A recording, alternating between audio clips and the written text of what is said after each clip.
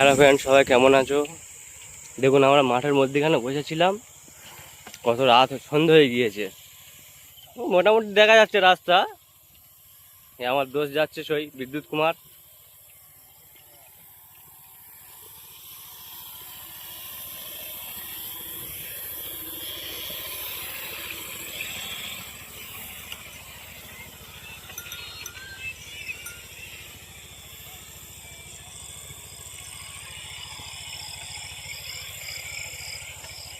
এটা মাঠের মধ্যেখানে রাস্তা, ওখানে হাল চড়ছে, দেখা যাচ্ছে না।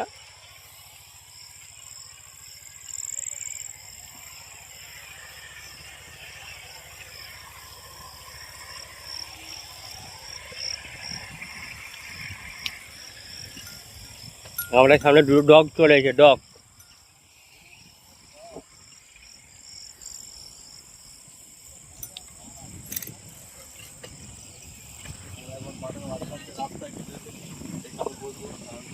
মাঠে এখন পোকামাকড়ের চাপ বেশি।